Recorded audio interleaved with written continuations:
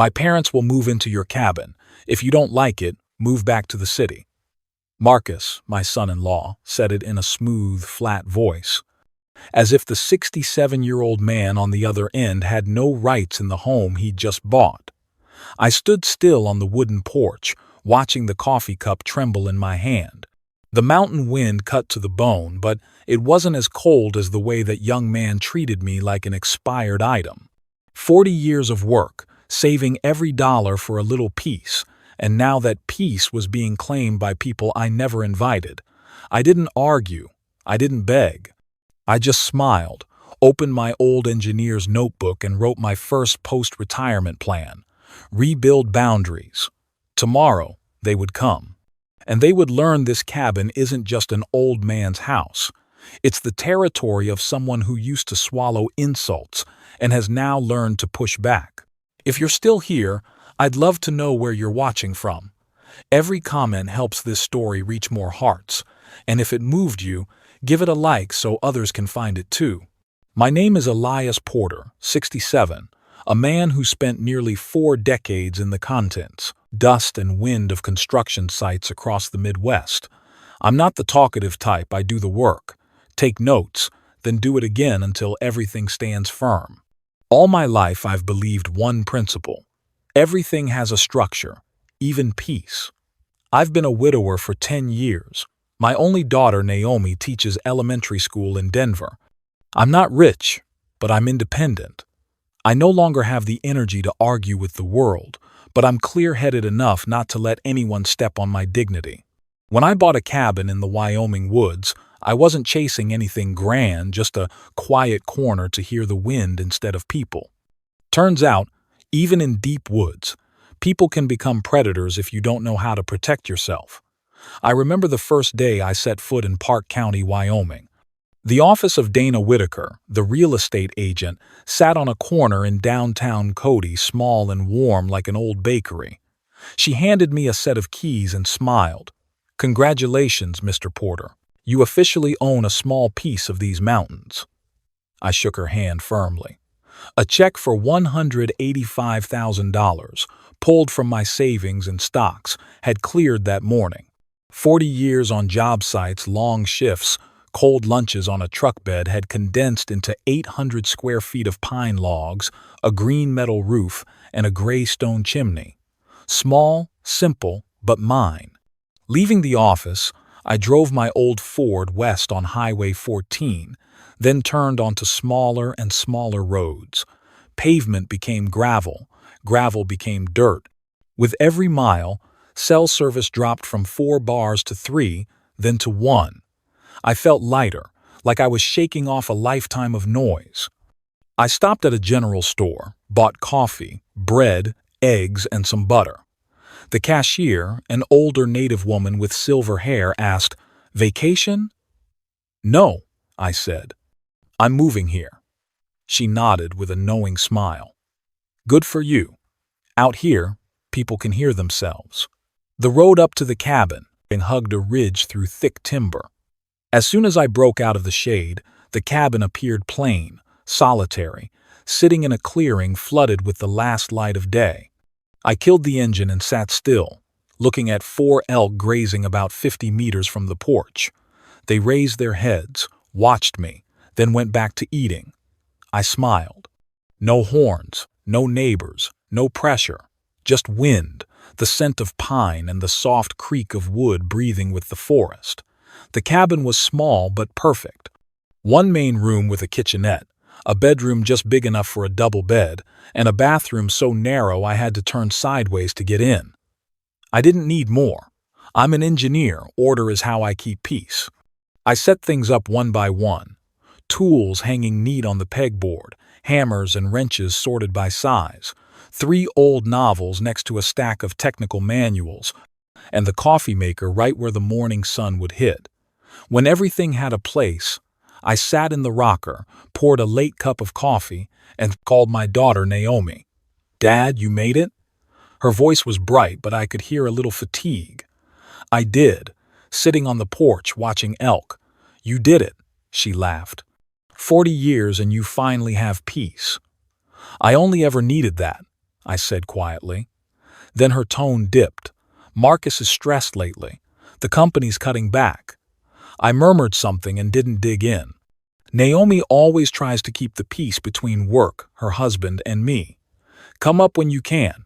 Just bring yourself and some time. I promise. After we hung up, I watched the sky turn purple. The coffee went cold, but I was warm inside.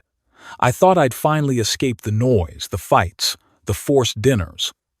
I figured this time I'd won, but one phone call knocked it all down. My parents lost their house, Marcus said, straight to the point. They'll move into your cabin. A couple of months, until they find a place.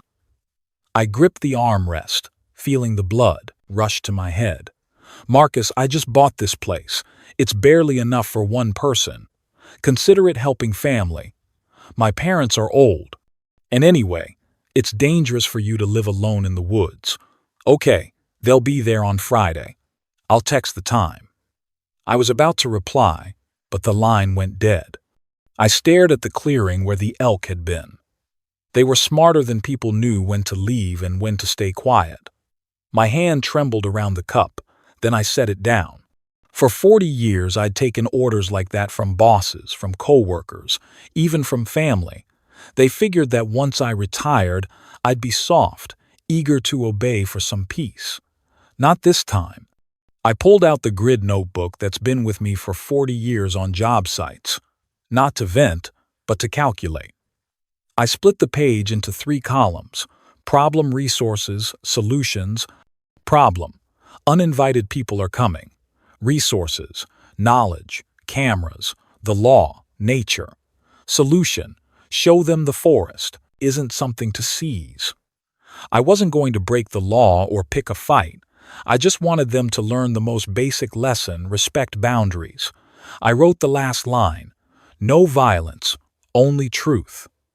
Then I stood, took out a topo map, checked prevailing winds and marked 3 points around the cabin: the west clearing, the north draw, and the dense stand out back. I needed to know every meter like I used to know a site plan. Night fell fast.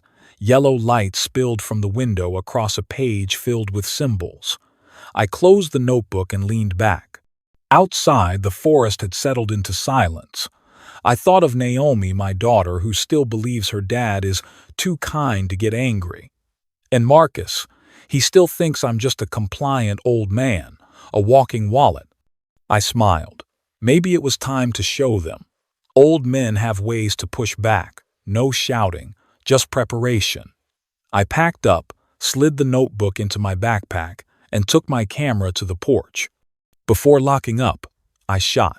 A few wide frames. The gate, the lawn, the mauve sky. The first photos in a long plan, evidence of peace under threat. The Ford started in the dark. I eased down the track, headlights washing over the pine trunks. In the mirror, my cabin got smaller, a gold pinprick in the black woods. I didn't know how long I'd be left alone. But for the first time in years, one thing was clear. I wasn't running from life anymore. I was getting ready to protect it. At dawn, with the sun still behind the pines, I was already up, brewed a strong pot of coffee, and opened my grid notebook. I reviewed last night's plan, short, tidy lines. No anger, just calculations. I've spent a lifetime solving problems with structure and data, not yelling. This time would be the same. I drove down the rutted dirt road toward town. The morning fog hung thick, like the trees were breathing cold smoke. I turned on the radio, then shut it off. Voices, even from an old box, wore me out. I needed quiet to think. My goal wasn't to scare anyone. It was to show this place didn't belong to them. If Marcus wanted his parents to live in the forest, I'd let the forest speak first.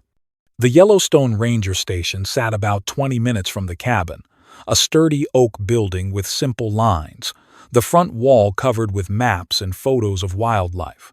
A man around 40, tall and sun-browned, was reviewing a log. The name tag said, Luke Ramirez, Park Ranger. I just moved here, I said as I walked up. Bought a cabin near County Road 14. I'd like to ask about living around wildlife. He gave me a friendly look, the kind you give city folks new to the hills. "Nice area," he said. "Lots of elk and bears. If you're up near the North Woods, you'll see wolves. Packs move through each spring." I took out my small notebook and wrote every word. "Could you point out more specific areas? I'd like to avoid trouble for them or for me." Luke smiled and went to the big wall map. "Here," he circled a zone roughly 3 miles out. "Their sense of smell is incredible. Leave food outside or trash with scent, and they'll come." I nodded. "What about bears?" "Same idea. Keep things sealed and clean, and don't leave raw meat on porches. Wolves are wary of people but still predators. They'll come if they think there's food." I asked about wind patterns, warm pockets, and seasons of movement. He answered in detail, no suspicion. I feigned a little uncertainty, like an older man learning to slow down. "I just want to be prepared. Folks say wolves are scary." "Not really," Luke said. "They do what nature taught them. Newcomers get scared, then learn to respect them." I thanked him, took the pamphlet, and left. Driving away, I smiled. That's exactly what I needed, truth from the ranger himself, a legal proof that wolves live here. No one could argue with that. I stopped at an outdoor store on Cody's Main Street. Everything from camo jackets and knives to trap lines and a long shelf of trail cameras. The smell of leather and new plastic reminded me of my working years' tools and work. A young clerk greeted me. "Looking for something, sir?" "I need motion-activated cameras. Want to record wildlife around my place." "Trail cams. We've got the latest with night vision and cell notifications." I picked 2 camo housing, weather-sealed. One would face the drive, one would cover the porch.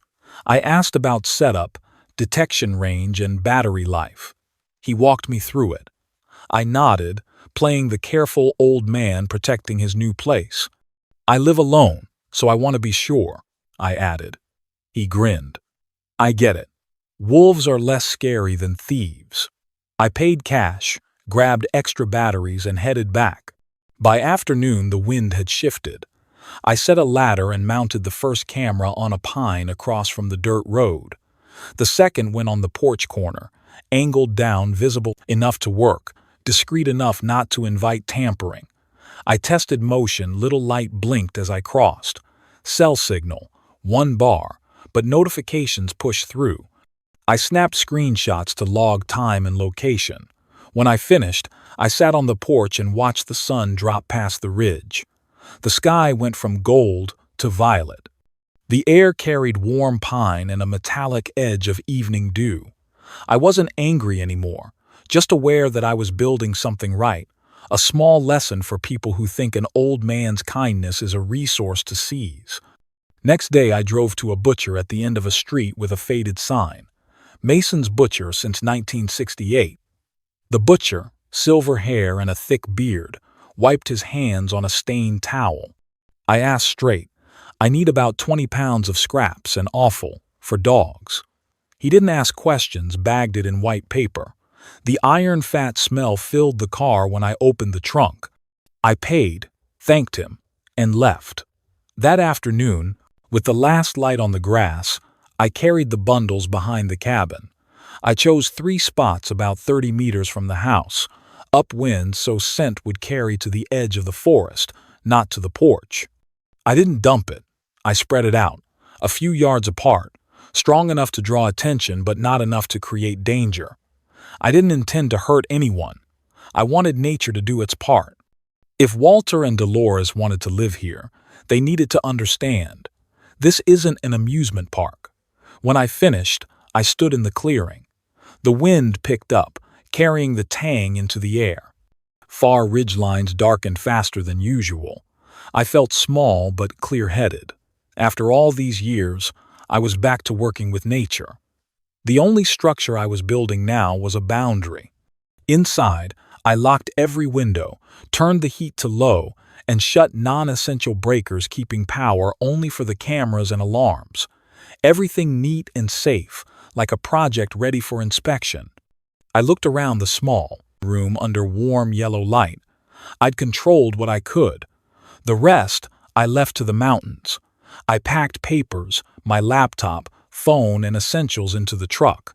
At the door, I paused. 4 days ago, it was just a peaceful dream. Now it was a test site for character. The drive to Denver took 5 hours. I drove slow over loose gravel curves, through small towns where people still wave from sidewalks. I didn't play music. I listened to the engine and the wind through the mirror.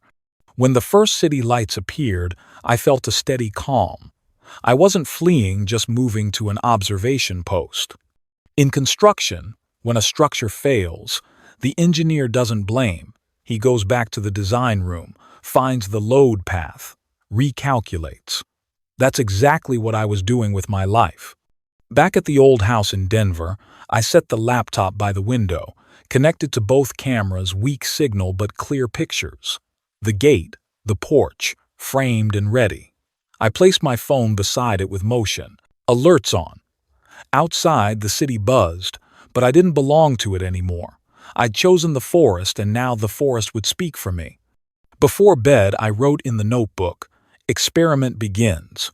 No violence, no lies, only nature's truth." I closed it and set it by the cabin key, still cold, heavy, and solid. Like the decision I'd made.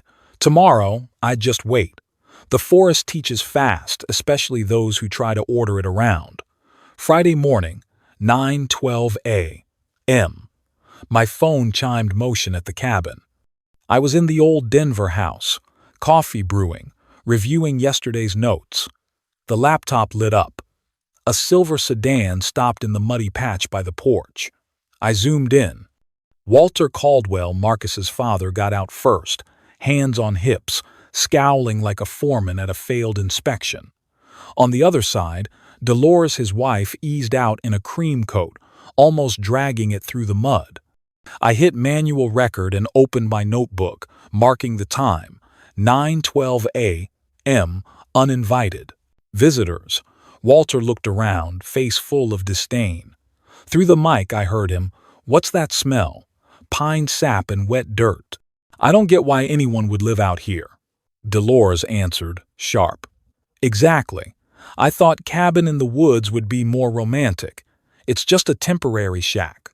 I watched them climb the porch. The door was locked. The keys were in my pocket in Denver. Walter tried the handle, laughed under his breath. The old man's really fussy. Seconds later, the road edge camera picked up movement, 3 gray shapes at the tree line. I knew them instantly, wolves. With the wind just as I planned, the meat had drawn them.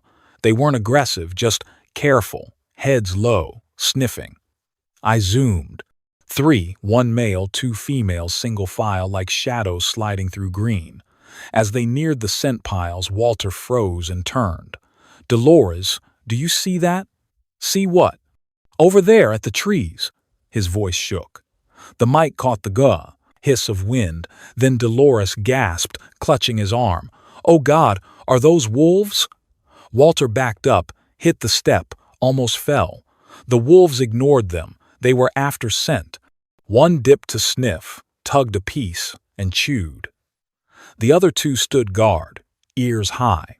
Watching on the screen, I didn't feel glee, just a strange calm. Nature was giving its own lesson. Walter took another step back. "Get in the car, now," he shouted. Dolores ran, slipped in the mud, caught herself.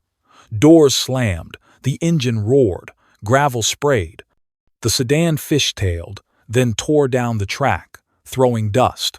The wolves stood, indifferent.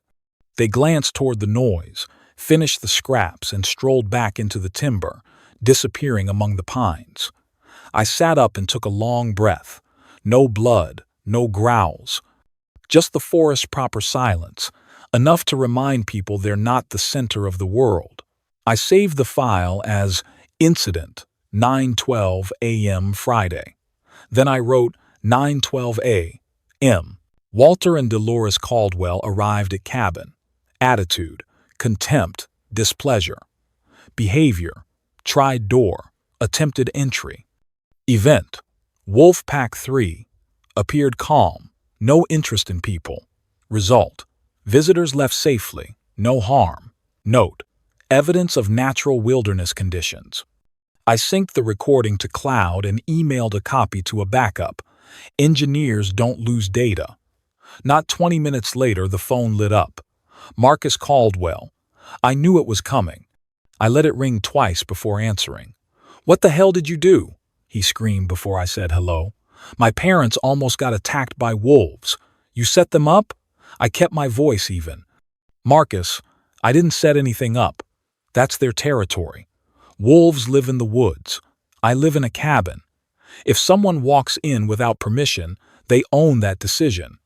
"Don't lecture me, Elias," he snarled. "You put meat out to draw them. My parents could have died." "I don't think so," I said slowly. "Wolves don't attack people. They followed a scent. I told you the property is in true wilderness. If you send people there without asking, you accept the risk." He blew hard into the phone. A pause, then, "You think you've won? You'll regret this. I'll make sure the whole family knows how dangerous you are. You won't have any peace." "Marcus, I've spent a lifetime around excavators and thunderstorms. A phone call doesn't scare me. Goodbye." I hung up. I sat for a while, listening to my heart beat steady. Not fear, just a small sadness. A young man who thinks he can teach others how to live before he's learned respect. I noted 9:42 a.m. call from Marcus Caldwell. Content: accusations, threats, insults. Response: remained calm, no escalation. Conclusion: rising hostility shift to legal measures. I saved the call recording. Smartphones make this easy, everything backs up. One day these small pieces would be stronger in court than any speech. That afternoon, I re-watched the video. Seeing Walter and Dolores run, I felt no joy, just rightness. They should have understood this place isn't for people who belittle nature. They arrived to possess, and the forest returned exactly what they brought: fear. I added one last line: "No one hurt, only pride. Lesson complete." I printed the incident report, paired it with still frames, time-stamped each item, and slipped them into a plastic folder labeled Cabin Incident 912A. The first tab in a long legal file was done. That night, with city lights on the window, I thought about Naomi.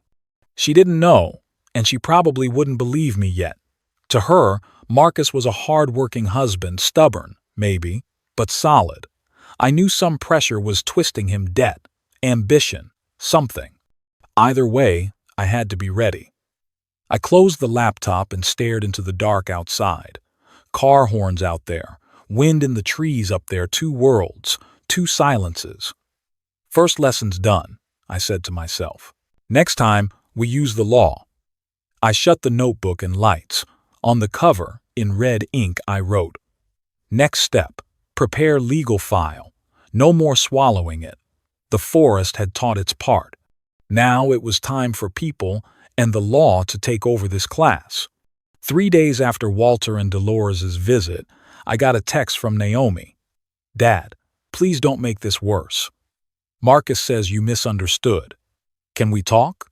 I read it twice, a familiar heaviness settling in my chest. My daughter, who still believes talking can fix everything, doesn't know I've lived long enough to see smooth promises used like concrete to bury people.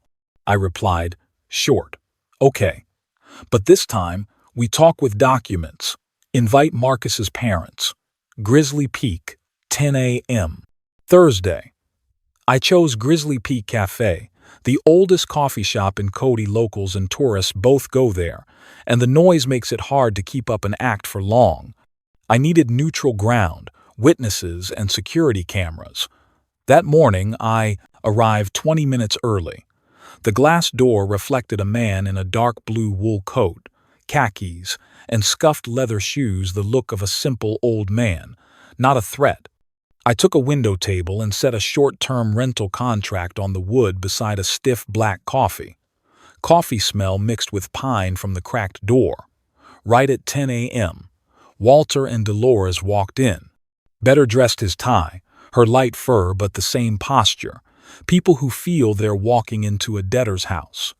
"Good morning, Mr. and Mrs. Caldwell." I stood and shook hands, steady and polite. "Thanks for coming.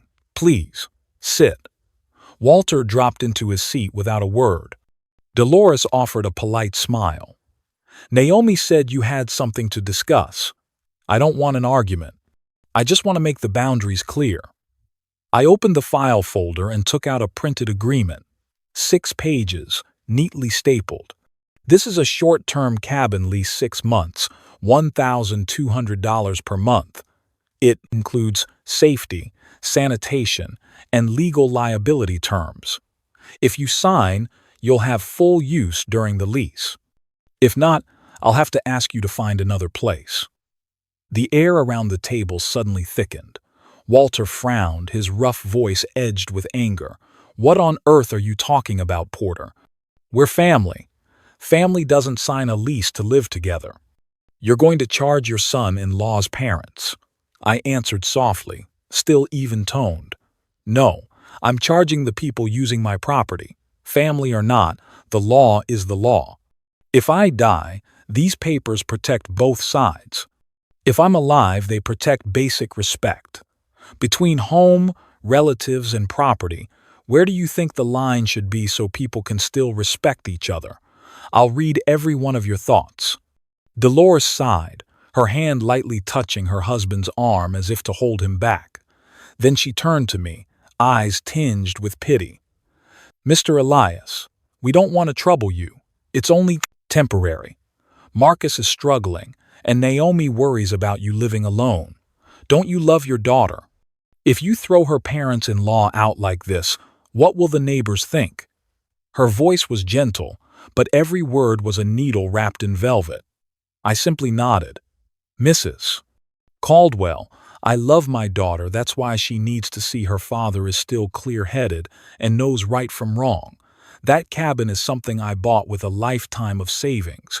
It isn't public housing. I'm not throwing anyone out. I'm asking the people living there to be responsible." Walter slammed his hand on the table.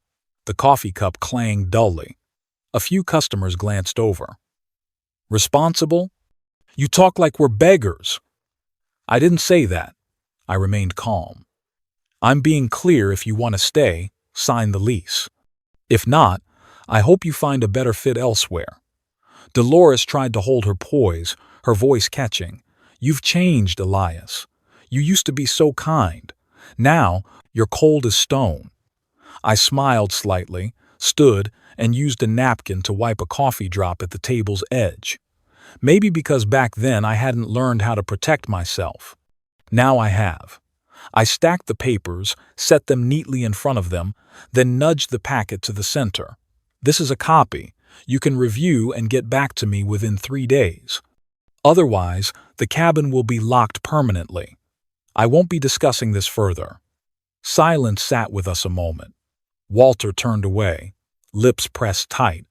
Dolores lowered her head and murmured just loud enough for me to hear. "It's sad when an old man living alone starts doubting his own family." I didn't respond. I rose, set cash for the coffee on the table, and nodded. "Thank you for your time. I wish you a good day." Then I stepped out into the sting of cold air against my face. Through the glass, I could still see them sitting there, no one touching the contract. I knew they wouldn't sign, but that didn't matter. I had done my part, transparent, lawful, courteous. That evening, the phone barely stopped ringing.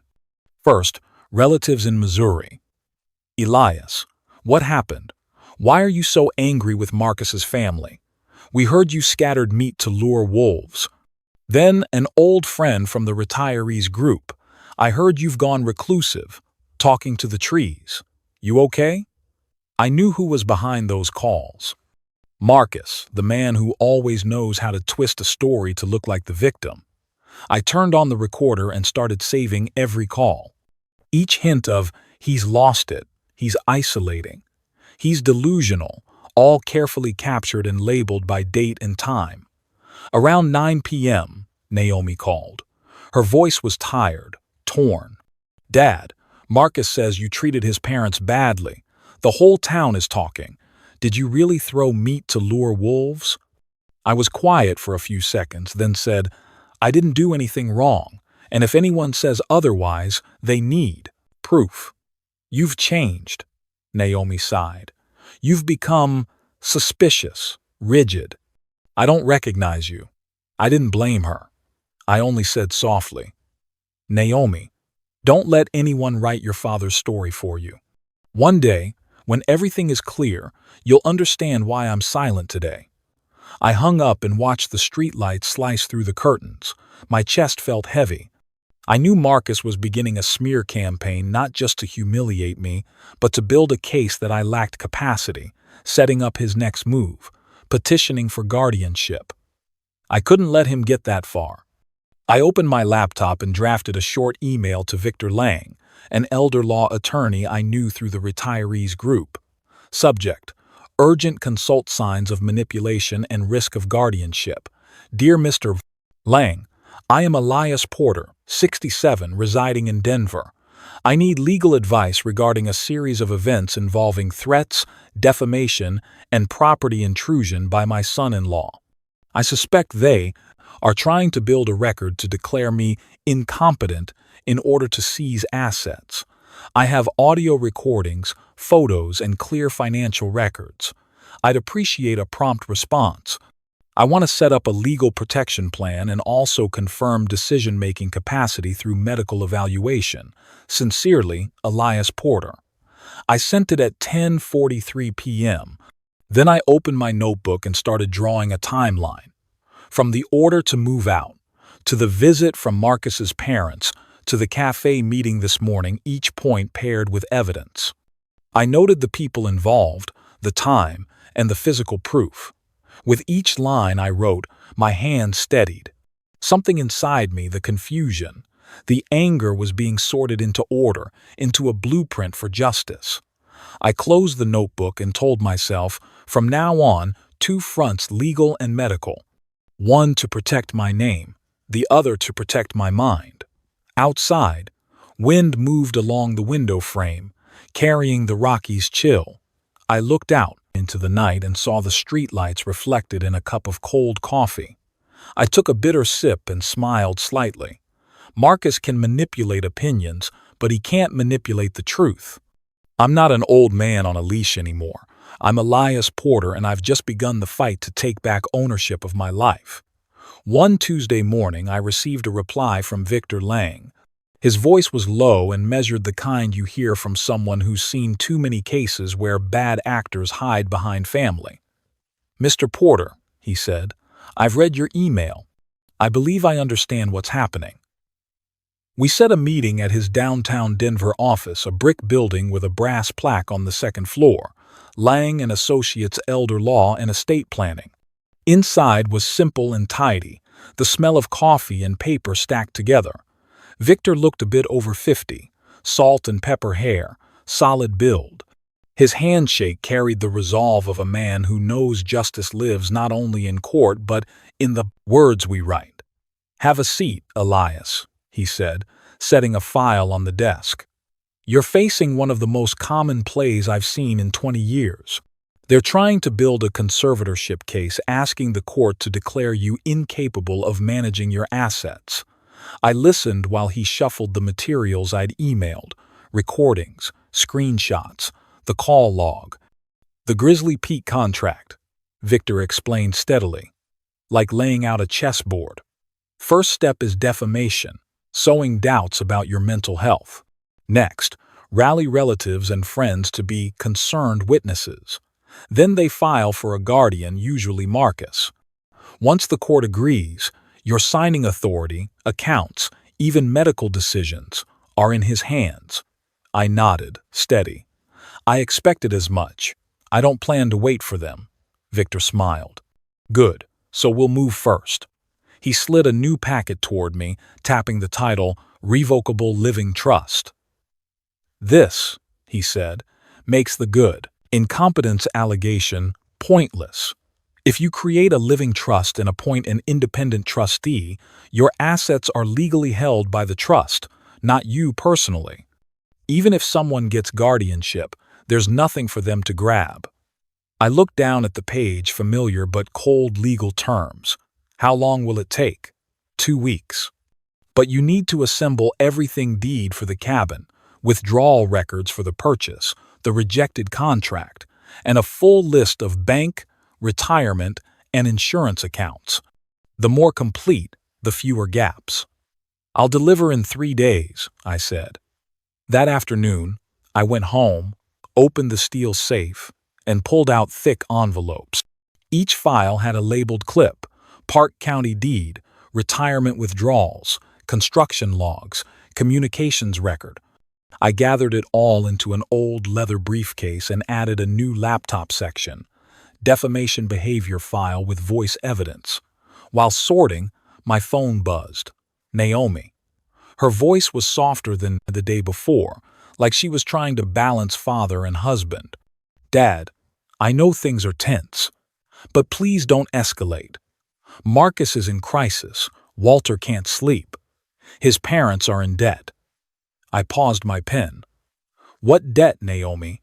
She hesitated, then blurted, Dad, I shouldn't say this, but Walter gambled. Nearly $47,000. Marcus tried to help by opening another loan against the house, a home equity line or something, without telling me. I just found out. I felt my chest dip, a cold draft through my ribs.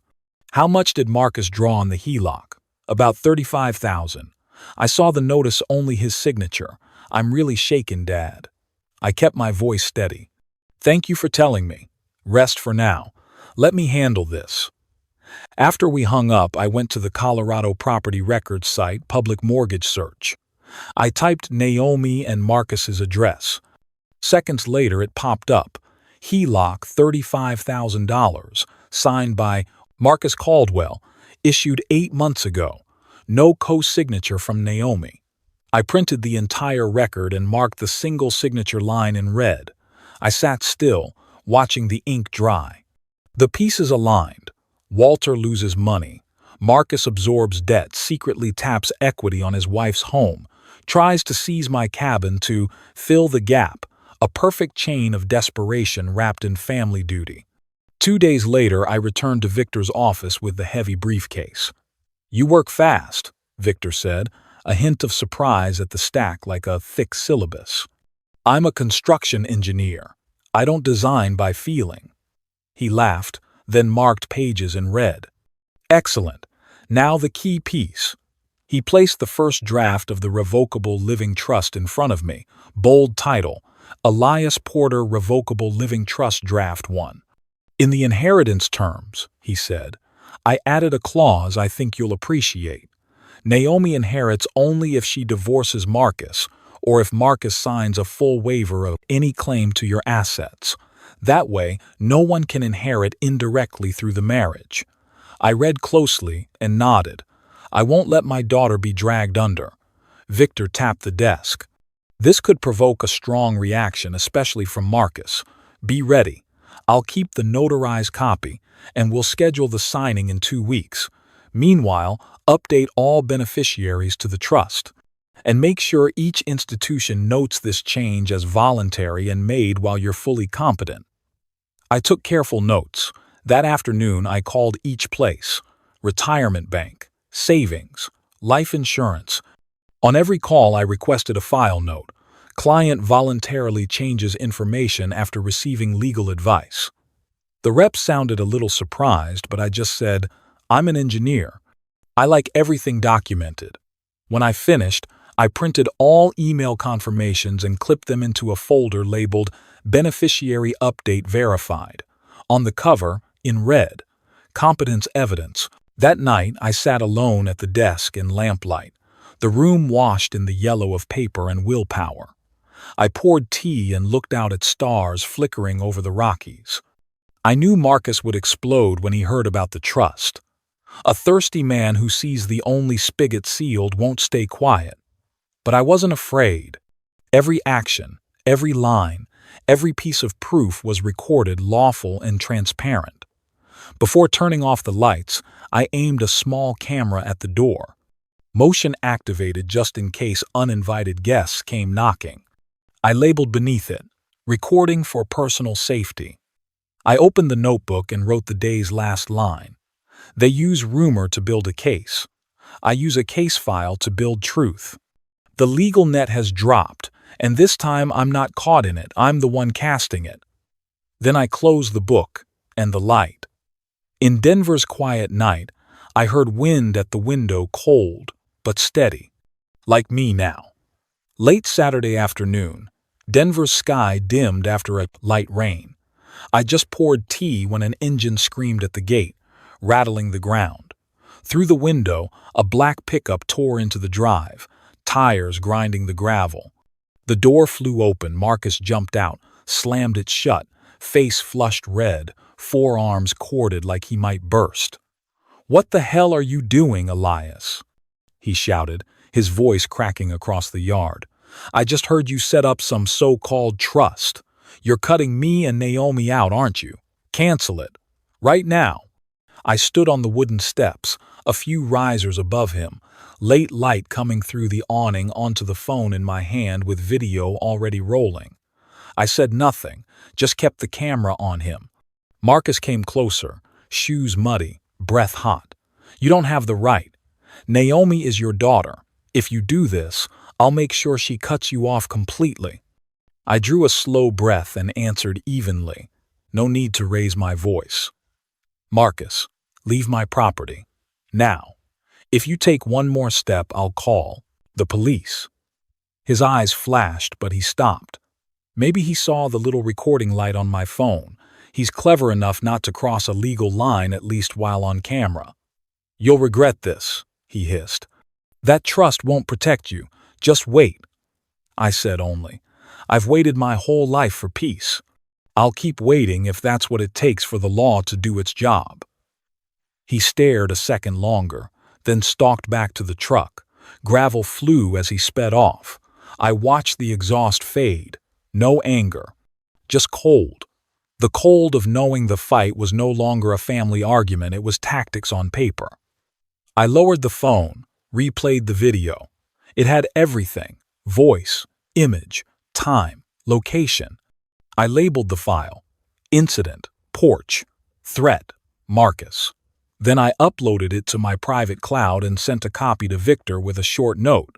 Subject: video evidence. Threat and trespassing. Marcus Caldwell entered property without permission, issued verbal threats demanding cancellation of the trust, no physical contact. Recorded 4:37 p.m. Saturday. File attached. In under 20 minutes, Victor replied, "Excellent, Elias. You did the right thing. Stay calm, no physical response. I recommend a full medical check, especially a cognitive assessment. With a physician's letter, any incompetence claim is dead on arrival."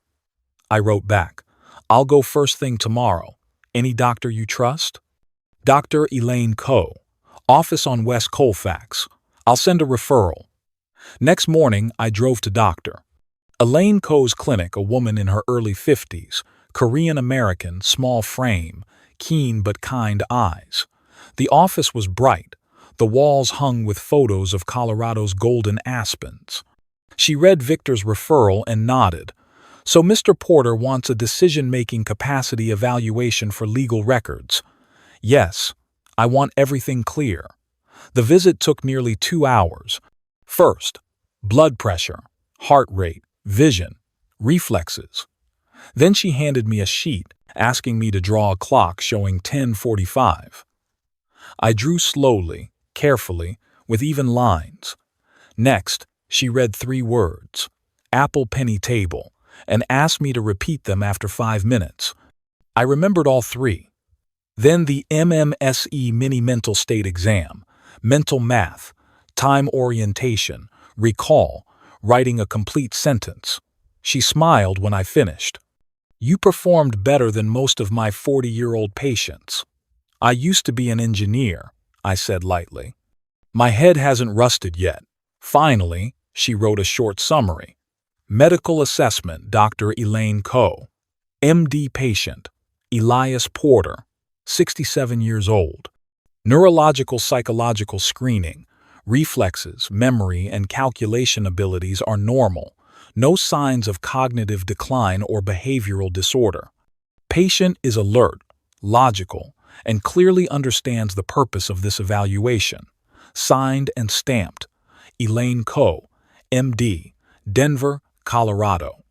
I asked for an extra copy and paid with a Visa card, not cash, to create a clean transaction trail. The clerk asked, "Would you like a paper receipt?" "I need both paper and digital," I said. "Keep everything clear."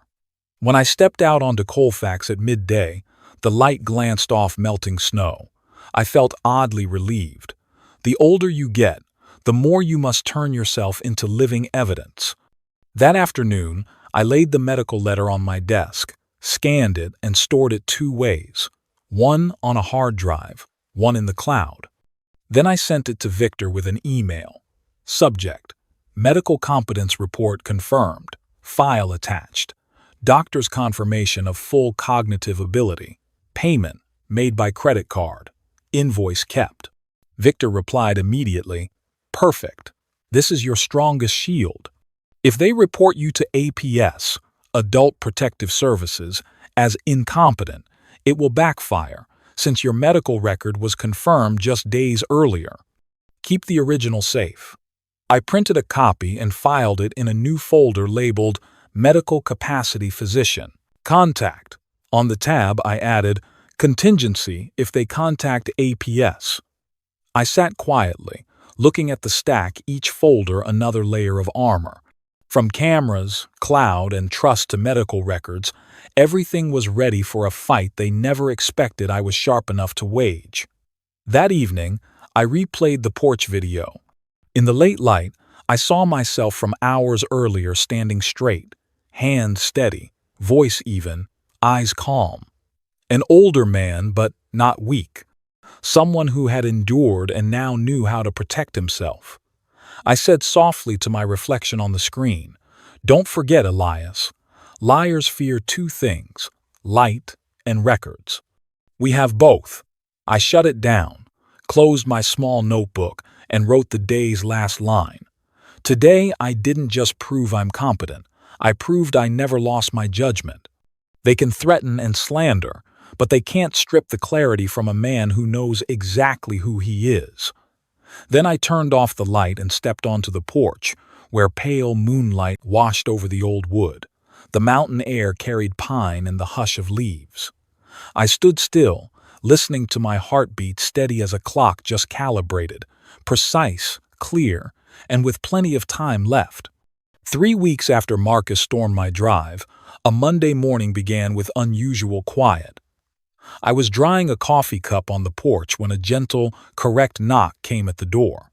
I opened it to a woman around 50, short brown hair, light gray blouse, name badge on her chest, Sandra Whitlow, APS, Adult Protective Services. Her voice was calm and professional.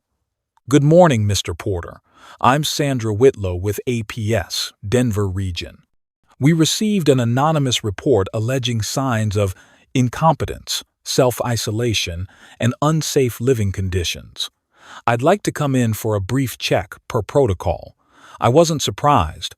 In fact, I'd already written in my notebook, "They'll try APS."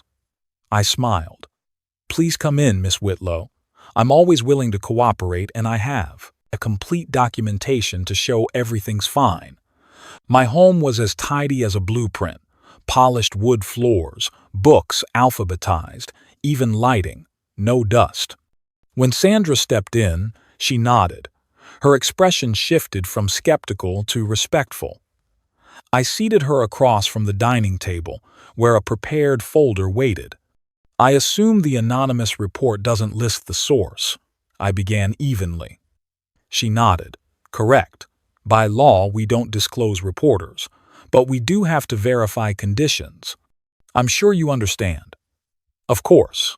I opened the folder and presented, in order, 3 months of expense summaries with bank statements and verified e-signatures. Bill pay schedule for utilities, property tax, internet all on time. Photos of the home taken last week. Clean kitchen, fridge, stocked with fresh food, tidy bedroom, no signs of neglect. And finally, Dr. Elaine Coe's capacity letter, clipped to a copy of the card-paid receipt. I slid everything to Sandra. I think these will save you some time. Sandra reviewed each page.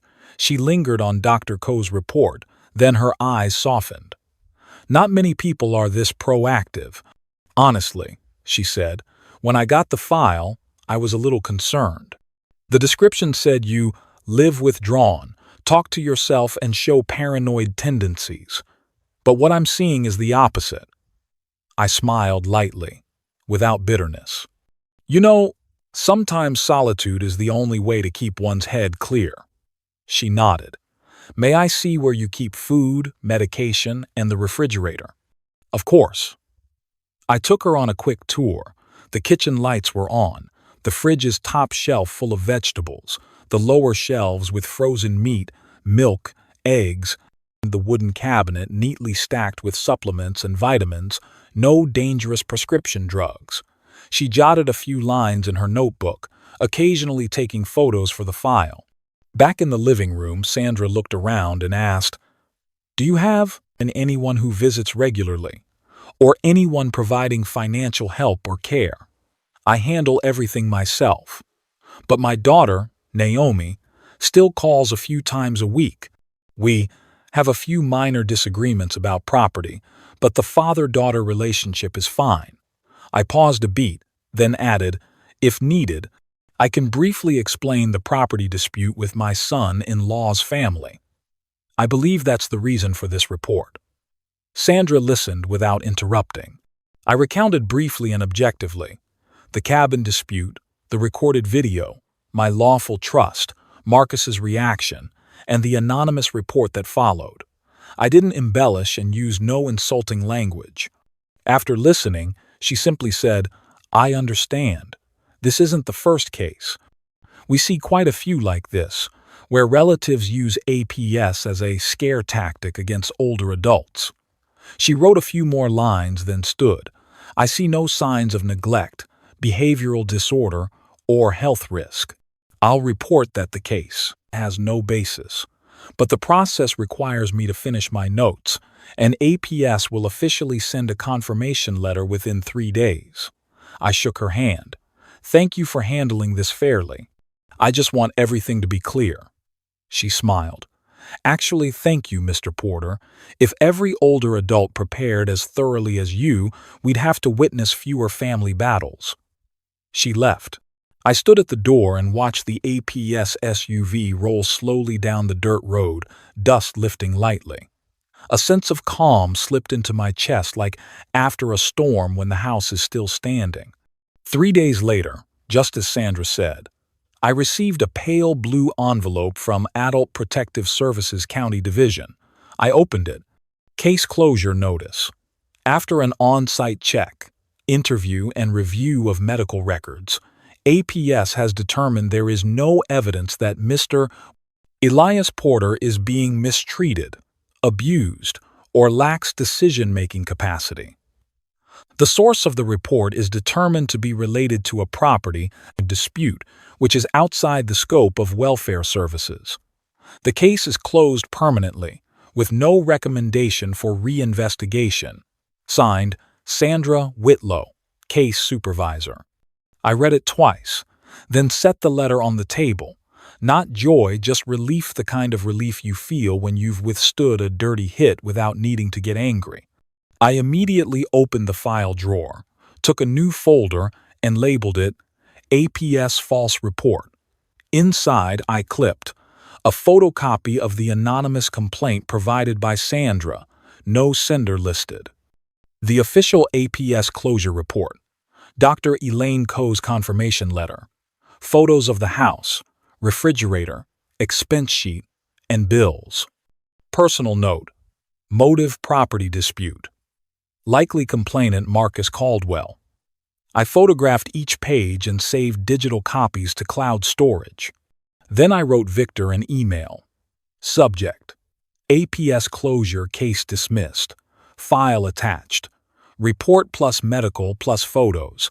Case officially closed as unfounded. Motive: property dispute. This marks a critical milestone. Smear attempt failed. EP Victor replied almost immediately. Excellent, Elias. This is a major turning point. From now on, anyone trying to claim you lack capacity will run into a closed APS case. They shot themselves in the foot. Keep all originals safe. That evening, I opened the window to let the breeze in. Outside, early fall had already brought a chill. I stood looking at the dark pines swaying under the moonlight. I knew Marcus wouldn't stop. When the smear tactic fails, they'll move on to money fraud pressure. I opened my notebook and wrote the next line under defense. Check the mailbox each morning. If there's unfamiliar mail, photograph the envelope, don't open. Seal evidence in a bag and store in the safe. Notify Victor when necessary. Then I drew one last line in red pen, the letters straight and clean like a lifetime of engineer's strokes. They send reports, I send truth. They sling mud, I build a file. Every bluff dissolves when it meets the light. I closed the notebook and turned off the lights, leaving the house in pale moon glow. Outside, the wind brushed the wooden door, a small sound, but enough to make me believe this house, like me, had learned to stand steady in a storm. On a morning in early November, with fog still veiling the dirt road to the cabin, I went to the old wooden mailbox at the lane. From a distance, I could see 3 white envelopes stacked together, sealed, the recipient names printed in clear black ink: Mr. Walter Caldwell, 1000, 227 Forest Hollow Rod, Park County, Mrs. Dolores Caldwell, 1000, 227 Forest Hollow Road, Park County. That's my cabin address. The top left corners of the envelope showed 3 different senders: Social Security Administration, Mountain Credit Union, and Wyoming Department of Family Services. I stood still for a few seconds, the cold wind slipping down my collar, my chest, going cold as I understood immediately what was happening. They were using my cabin address for administrative or financial purposes, possibly benefits fraud, credit fraud, or fake residency. I didn't open them. I put on nitrile gloves, used my phone to photograph each envelope front and back, close-ups of the postmarks, then placed them into a clear plastic bag. After that, I sealed it with tape and labeled it in red marker. Evidence mail sent to wrong address, non-residents. Note, collected on 11/02746 a.m. Park County mailbox. I set the bag in the trunk and drove straight to Denver. Victor Lang's office greeted me with the familiar smell of coffee and soft light. When I handed over the evidence bag, Victor put on gloves and examined each envelope under the desk lamp. 3 different agencies, all sending to your cabin address, he muttered. This isn't a coincidence, Elias. It's a pattern of false residency. They may be receiving retirement benefits or family services by using the cabin as their primary address. I folded my arms and sat quietly, waiting for him to continue. Victor opened his laptop and typed quickly. This credit union is in Cheyenne. I know someone in risk control. If they opened an account with the cabin address, we'll trace it easily. I nodded. I don't want to hurt them, but if they're using my name or property to commit fraud, I won't stay quiet. He looked up, eyes sharp as a blade. Elias, this isn't about ethics anymore. This is federal financial crime, and I have a duty to report. 3 days later, Victor called back. Confirmed. The credit union received a secondary account application under Dolores Caldwell, using the cabin address. Also, Social Security appears to be sending a residency verification letter to the same address. This is fraudulent address reporting for benefits. He printed a summary and slid it to me. I'm sending the entire packet to AUSA Assistant United States Attorney Karen Whitfield, Economic Crimes. She handled a similar benefits fraud case last year. We won't make noise, just provide clean evidence. I asked softly, will I need to testify? Victor shook his head. Not now. I only need your signed statement that you did not authorize anyone to use the cabin address as a residence or contact address. I signed clean and firm, like signing a structural drawing with a steady hand. A week later, after the file went to Karen Whitfield, Victor added a detail that was both bitter and chilling. The credit union finished their internal review. They found that in the submitted paperwork, Walter Caldwell declared he was living with his son-in-law, Marcus Caldwell, at the Park County cabin. The document bears Walter's e-signature, but clearly no residents have ever been registered at that cabin other than you. I gave a small smile. At least they're consistent lying while dragging others in to make it look legitimate. Victor continued, I've attached your cabin camera logs to the AUSA packet proof that Walter and Dolores only came once, briefly, under 10 minutes, with no signs of residency. That's enough for them to open an economic crimes case. I nodded. Good. I don't want them in prison. I just want the truth in its proper place. Victor smiled lightly. Sometimes, that's the biggest penalty. But while the federal matter was under review, Victor found something else, a new weak point for Marcus. That evening he called, voice low, Elias, I checked Naomi and Marcus's mortgage through county records. They're 3 payments behind, and the bank has issued a preliminary default notice. If they don't pay within 45 days, the property will be foreclosed. I stayed silent for a long time. My first thought wasn't payback, it was Naomi. Grown as she is, she's still the child I carried through fevers and waited for after school. Victor continued, I have a proposal. We can purchase that debt through a shell LLC instead of letting the bank sell it to some investor. This preserves Naomi's home and gives us lawful leverage so Marcus won't dare come after you again. How much? I asked. About $31,000. If you agree, I'll handle the company's setup and debt assignment. I thought for a few seconds, then nodded.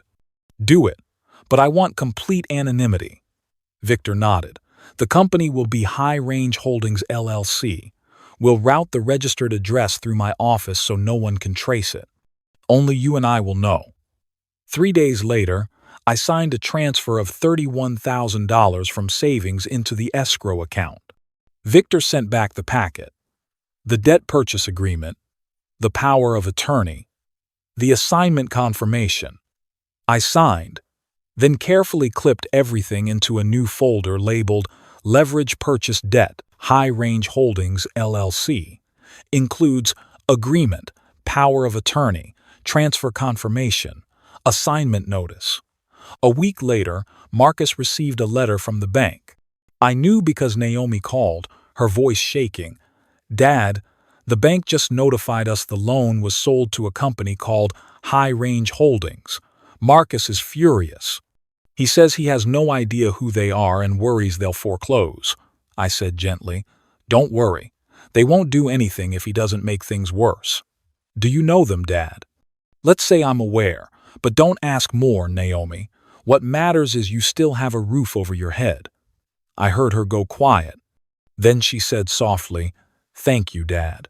That night, I opened my notebook and wrote a line in red. When they used deceit to take from me, I used the law to keep what belongs to my daughter. I closed the book and looked out the window, where the Rockies darkened into night. Cold wind moved through the pines, carrying a faint resin, scent. I thought about everything that had happened, the hits that should have dropped me but only made me sharper. Walter and Dolores might be investigated. Marcus might lose control. But the only thing I truly wanted to protect was Naomi, not to let her be pulled under with them. I looked at the stack of folders on the desk, each one a layer of defense, a small, deliberate step. And amid all the scheming, I could still hear my own voice, steady and calm like forest wind passing the cabin. I'm not taking revenge. I'm correcting the blueprint they tried to draft wrong. Then I switched off the lamp, leaving the cool blue of the laptop screen on the desk where the leverage purchase debt folder sat neatly. Part of me felt at ease. Another part knew the next wave was already on its way, and I, Elias Porter, was ready to meet it. I called Naomi on Thursday morning. Her voice was hoarse with fatigue, but still polite. I want you to come up to the cabin this weekend, just the two of us. No Marcus, no work calls. She was silent for a long time, then said softly, I'll come. I spent the afternoon cleaning the kitchen, wiping the long wooden table I use for notes. On the table, I laid out each folder not randomly, but in chronological order. 1. Mortgage default notice 3 missed payments. 2. HELOC, $35,000. 1 signature only, Marcus. 3. Video of Marcus threatening on the porch. 4. APS closure report unfounded. 5. Federal letters regarding Walter and Dolores's benefits fraud. On the stove, I prepared lemon mayo roasted chicken, Naomi's childhood favorite. I wanted this talk to be more than a confrontation. I wanted my daughter to remember that, even when everything breaks, a father's love stays. When Naomi arrived, the cabin carried the smell of chicken and the soft music of an old radio. She stood at the door in a wool coat dusty from the road. Her eyes were wary and tender. Did you really want me up here just to have lunch? She asked. I smiled. No, I want you to eat in peace before hearing things that aren't peaceful. We sat. I served her a piece of chicken and set a glass of water down. She didn't eat. Dad, Naomi whispered, I know Marcus is wrong, but I can't handle your silence. It feels like a war. I can't tell which side is right. I exhaled slowly, then slid the first folder in front of her. Then today, I'll let you decide the sides. I began with the mortgage report, the missed payments, the bank notice, Marcus's signature in the corner. Naomi frowned. He said he paid. This is public county records data, I said evenly. They were about to lose the house. If no one bought the debt, you two would have lost it. I moved to the HELOC, the thin sheet that carried a deep betrayal. This is a loan he opened in his name only, without telling you. $35,000, using the home as collateral. Do you see, in your signature anywhere? Naomi lowered her head. No, her voice broke. I opened the laptop and played the video from the day Marcus came to the cabin. The audio was clear, his shouts ringing through the trees. I'll make Naomi cut you off. If you don't cancel the trust, you'll regret it. Naomi covered her mouth. Tears fell onto the back of her hand. I didn't know. I thought it was just a small argument. I kept my voice gentle. If I had told you, you would have said I was imagining things. If I had complained, you would have thought I was bitter. Without evidence, you wouldn't have believed. I slid over the APS file. This is Sandra Whitlow's conclusion. An anonymous report said I'd lost my mind. Result, unfounded. And this, I placed the last federal envelope on the table, is the investigation report on Walter and Dolores. They used my cabin's address to fraudulently claim benefits. Last week, the feds arrested them. Naomi stared. They were arrested? In Cheyenne. For false residency and benefits fraud. I take no joy in it. But truth finds its own way to the light. She bowed her head and sobbed. I sat still and let her cry. In those broken sounds, I heard the years of silence between us begin to melt. After a while, I took a small envelope and pulled out Victor's formal proposal. My dear, I said slowly, this is an ultimatum, not to punish but to rescue you. She looked at me, eyes red. I read each sentence clearly. If Naomi Caldwell files for divorce within 7 days, the entire home debt $43,400, principal plus late fees will be canceled, as High Range Holdings LLC, the new creditor, waives recovery. If Naomi chooses to remain in the current marriage, the company will proceed with foreclosure in accordance with the law. She froze, shaking her head. Dad, this is coercion. No, I said. It's conditional rescue. I can't let you sink with someone under investigation, in debt, deceitful, and about to lose everything. This is the only exit I can open. Naomi was quiet for a long time. Then she took the letter, folded it neatly, and slipped it into her coat. I need time. 7 days, I repeated, gentle but firm. After that, I'll do what the law requires. She stood and walked to the door without looking back. I let her go without calling out. Outside, light snow clung to the cabin roof. When the door closed, the room felt empty, as if the house had lost its last bit of warmth. 2 days later, news broke. Walter and Dolores Caldwell indicted for benefits, fraud, and false residency. The story spread faster than wind. Within hours, my phone kept ringing. Marcus called. I didn't answer. Victor did. From the other desk, I heard him shouting, "He ruined my family. He got the feds to arrest my parents." Victor stayed calm. "Watch your words, Mr. Caldwell. False accusations can be defamatory. If you keep harassing, I'll forward the file to the police." His voice went dead, and the line went quiet. The next day, Victor reported back. Marcus is trying to list the house for sale, but the title's blocked because High Range Holdings is the primary creditor. No transaction can go through without our consent. I nodded. He'll finally know what loss of control feels like. That evening, I sat at the desk and drafted the final formal offer. At the top, I wrote by hand, "Final offer personal resolution contents. The current debt is $43,400, including principal, fees, and late interest. High Range Holdings LLC agrees to erase the entire debt if Marcus Caldwell signs the divorce, waives all claims to Naomi Caldwell's assets, and waives any claims against Mr. Elias Porter and his property. All other terms will be executed according to the law." I signed and dated it, and then had Victor send it by mail. He read it over and looked at me. "Elias, are you sure? This is a clean cut. There's no gentle way to leave someone who doesn't know boundaries," I said. "I just want my daughter safe." That night the cabin was quiet.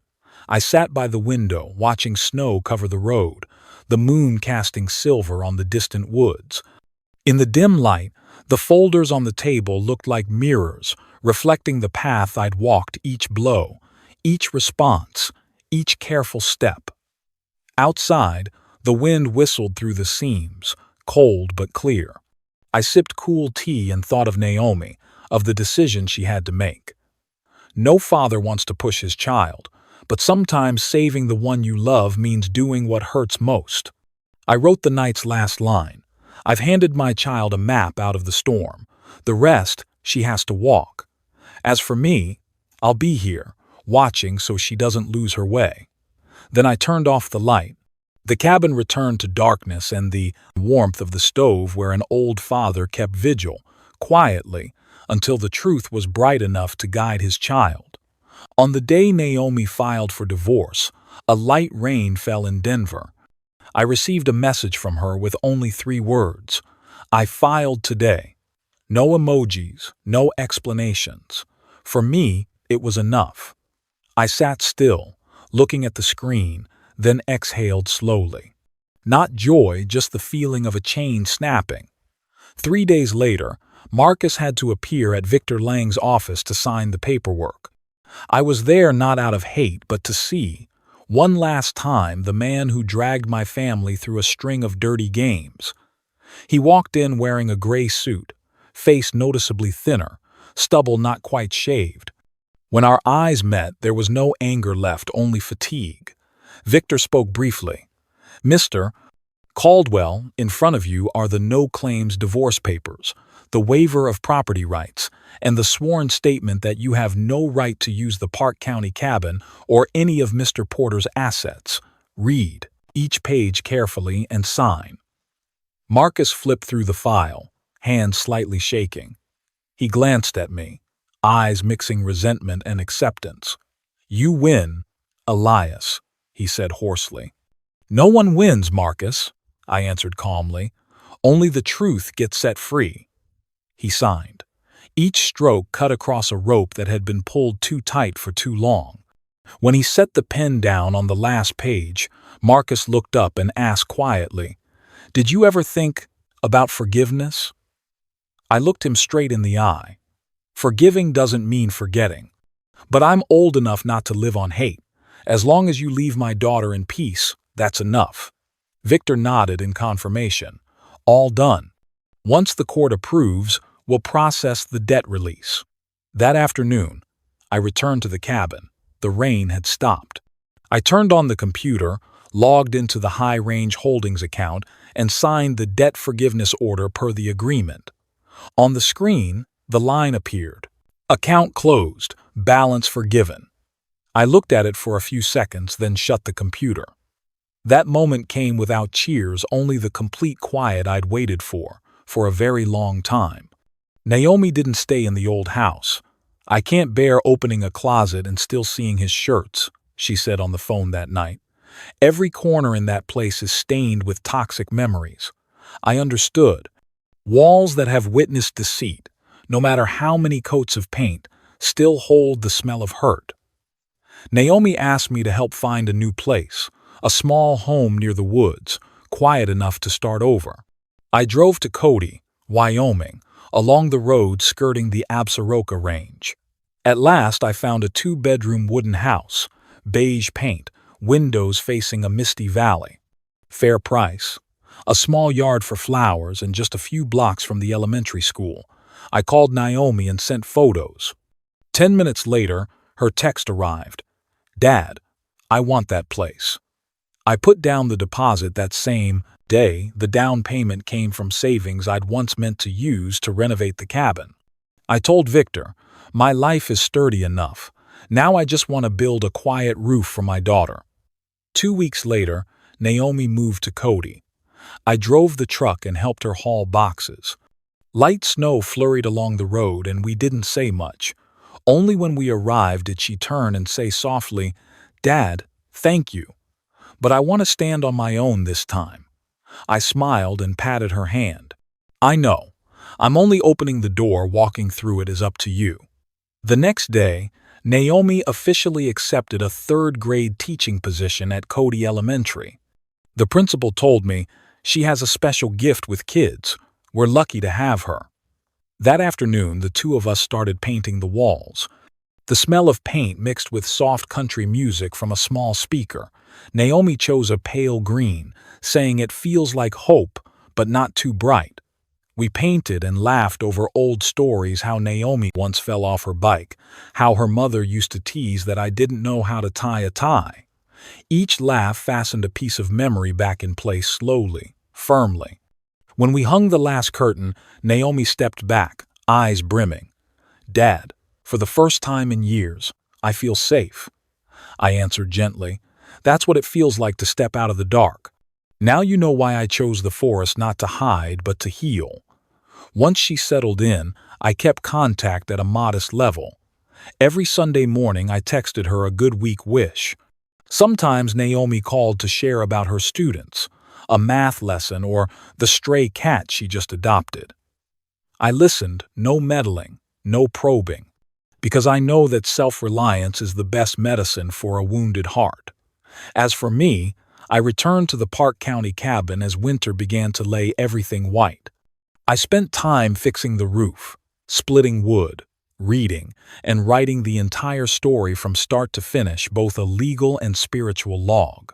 As for Walter and Dolores, federal court gave them 2 years probation, ordered repayment of $45,000 in fraudulent benefits, and permanently barred them from receiving social assistance. I heard the news from Victor while brewing tea. He said, "Their fortunate age earned them leniency." I simply replied, I don't want them in prison.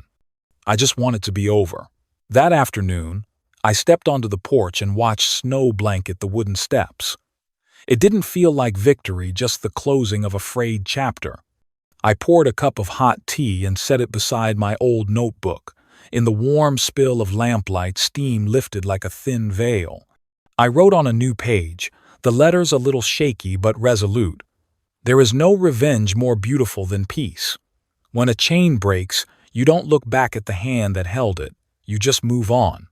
I, Elias Porter, have learned that justice sometimes needs no noise, only a patient hand and an unyielding heart.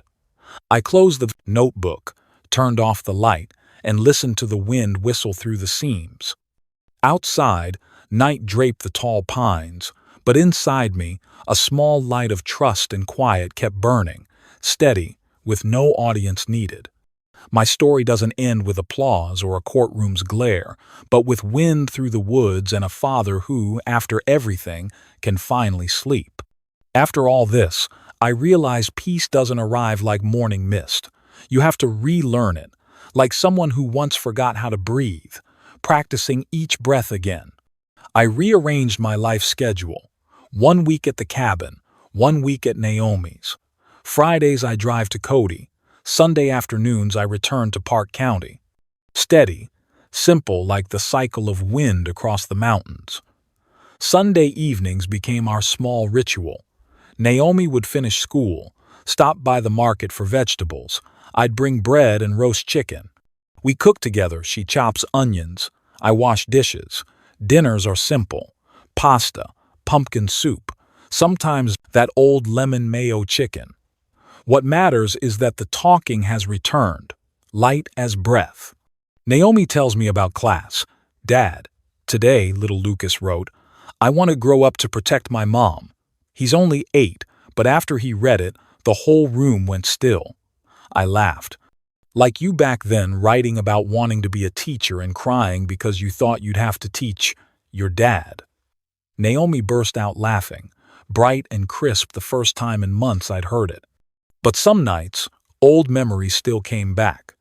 One evening, while I was rinsing a glass, Naomi suddenly asked, voice tight, Dad, why didn't you tell me sooner? If I'd known earlier, maybe things would be different. I set the glass down and dried my hands slowly. No rush, no defense. I didn't tell you because I knew, I said. If it was only words, you wouldn't believe me. And if there was proof, you'd believe. But it would hurt twice as much. I chose the second hurt because it helps you stay clear. She was silent, eyes red. I stepped closer and set a hand on her shoulder. Trust is a gift, Naomi. Good people give it too easily. From now on, give it slowly. Whoever can wait deserves it. Naomi looked at me, and a small smile formed the first true smile after everything. I knew then that the girl who'd collapsed in that old marriage had begun to learn how to stand again. When spring returned, we set a second rocking chair on the cabin porch. The first was mine, the second was Naomi's lighter wood, same design. At dusk, when the sun dropped behind the range, we sat side by side and listened to the forest. The deer returned to the meadow, heads down, grazing new shoots, unafraid. I said softly, when they come back, it means the forest has forgiven. Things are normal again. Naomi leaned back and squinted at the light. Or maybe the forest just favors you, the man who has weathered enough storms. I smiled. No, the forest favors those who know when to stop. During cabin days, I began assembling the master file, the full account of the path I'd walked. Each separate folder was reordered. Beginning, violation, resistance, law, recovery. I added journals, photos, copies of documents, confirmation letters, and practical notes for older adults who want to defend themselves lawfully. No revenge, no fear. Just prepare and know your rights. I plan to send a summary to the Denver Retirees Association later, a small legacy of lessons, so someone my age, in similar trouble, knows they're not alone. Inside the trust, I added a new addendum, a small scholarship called Elaine's Promise named after my late wife. Funded by modest cabin rental profit, $2,000 a year for students in Naomi's class who are in need. I want the children my daughter teaches to understand. Education is the only rope that pulls you out of darkness, whether that darkness is poverty or betrayal. Naomi's eyes filled when she heard, "Dad, I didn't know you still keep Mom in every detail like that." I smiled. Engineers like me have a quirk. We build everything on a foundation. Your mother is the footing for both of us. I also set aside an afternoon to write thank you letters, small work, but necessary. One to Luke Ramirez, the ranger who taught me the rules of the woods and how to log location data. One to Dr. Elaine Coe, who gave me more than a medical form. She gave back my faith that clear mind still carries weight. One to Sandra Whitlow at APS, who worked with conscience, not bias. And one to AUSA, Karen Whitfield, who handled the piece of justice I had no authority to reach. I wrote by hand, not in print. An old man's pen, but clear. Each of you, I wrote, set one small brick on the road to justice for an old man. It might be just your job, but to me, it's a gift. Thank you for not looking away. I sealed the envelopes and slid them into the wooden mailbox by the gate. The wind carried pine resin and damp earth, the scent of quiet. By summer, Naomi and I kept our two-place rhythm, now smooth. Sometimes she sent photos of grinning students, with a note. Thanks to Dad's scholarship, little Emily got a new uniform. I printed the photo and tucked it into my notebook, proof that the pain I'd endured had become someone else's good. At night, when I was alone at the cabin, I often sat at the desk and read the last pages of notes. Under the warm desk lamp, I added a closing line. Freedom isn't a gift. It's a structure each of us has to assemble out of courage, judgment, and the clarity to say, enough. I once thought old age was the time to rest, but it's really when you complete the blueprint of yourself. I shut the notebook, set the pen on top, and looked out the window. Sunset reddened the Absaroka Range. The deer wandered across the meadow, their silhouettes cut against the glowing sky. Wind swept the porch, and the two rocking chairs moved in gentle unison. I sat, let the chair sway, and listened to the wood creak with the forest's breath. No anger left, no fear, only stillness and gratitude. In the day's last light, I smiled to myself. It's done, Elias. The final blueprint of your life finally stands. And as the sun slipped behind the ridge, I saw more clearly than ever. Peace isn't a reward. It's the result of refusing to give up. Fall afternoons in Park County have their own quiet, not sorrow, but the earth's long exhale after rain. Yellow leaves carpet the path to the cabin. Wind moves through saddles, carrying the smell of pine and wood smoke. I was tending the fire when Naomi pulled up, the trunk full of cinnamon and flour. "Dad, I made apple pie," she said, bright as a kid. "Mom's recipe." I smiled, taking the warm tin through the foil. "So you've learned how to carry autumn into the kitchen." We ate dinner on the bay, a wooden porch where two rocking chairs sit side by side, their paint a little sun-bleached. The sky went honey gold, clouds drifting slower than usual. Naomi sliced pie onto two china plates. The scent of apple, butter, and cinnamon rose like the smell of childhood the years before any cracks in the family. When we were nearly done, the deer appeared again on the meadow, this time with a large antlered buck stepping from the tree line. Naomi whispered, afraid to startle them, "It's beautiful, Dad." I looked over and saw the sunset reflected in my daughter's eyes, no fear, no blame. "You're home now," I said. She turned and smiled. Yes, this time, truly home. In that moment, I understood what I'd been seeking all along, not winning, but the return of quiet. No storm left, only a cold wind gentle enough to remind me I'm alive. A week later, Victor sent a brief update. Marcus signed the final papers. accepted the divorce terms, waived property rights, and ended all disputes. He moved into a cheap room in Denver's outskirts where no one knows and no one mentions him. I felt no glee, just the lightness of shifting a concrete block off my chest. Some people leave our lives like design errors. The only way forward isn't patchwork, it's rebuilding. I also called Walter and Dolores. Walter's voice was hoarse and shaky. Dolores's was choked. "I know you have to repay $45,000 and serve probation," I said, "but treat it as a chance to start again. Freedom isn't easy, use it well." There was a long pause. Then Dolores answered quietly, "Thank you, Elias. We truly regret what we did." I believed her. Some apologies don't need proof, only a speaker tired enough to stop lying. That night, Naomi stayed at the cabin. We made ginger tea and sat on the porch, watching the fire dance in the small stove. The cabin closed its door softly. Wind whistled through the flue with the forest's faraway call. I looked around, fresh paint on the walls, tidy shelves, everything in order. I knew more clearly than ever. This peace wasn't granted, it was paid for with judgment and resolve. Naomi cleared the table, folded blankets, and straightened the rocking chairs. I watched her, warm and astonished.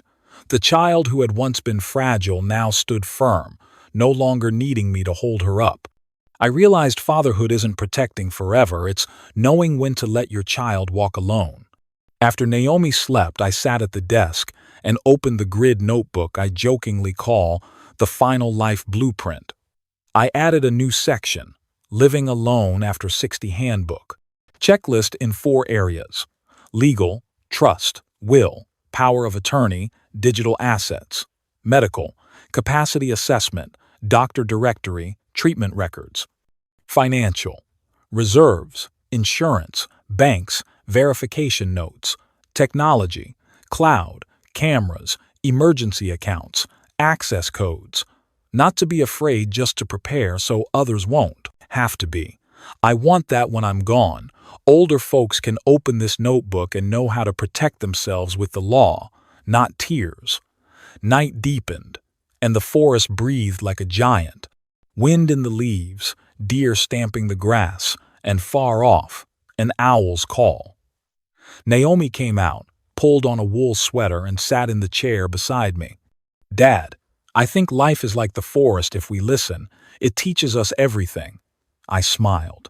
"Right. And the most important lesson is, after a storm, the forest grows back as long as the roots remain." We sat a long time without speaking. The fire dwindled. Only the ember glow lit our faces. The sky was thick with stars, bright like silver tacks pinned in the dark. I felt calm, as if every question had an answer. Every wound had healed without stitches. No more plans, no more pushback, only the present. If you've stayed with me to this moment, thank you, truly. I don't know where you're hearing this from: a small apartment in the Flies city, a quiet porch, or a lonely road at dusk. But I believe everyone has a peaceful forest of their own, a place to stand up, let go, and begin again. If you'd like, tell me where you are so I can picture those forests scattered everywhere, where people who still believe in decency and justice are listening together. Thank you for giving time to my daughters and my story, a journey not only to reclaim fairness, but to learn how to love life one more time. And if this story touched you even a little, leave a comment, tap like, or subscribe, not for me, but so this story can reach someone, somewhere, who needs a reason to keep believing. See you in the next story, where I still believe that justice and kindness can take root, even in the deep woods.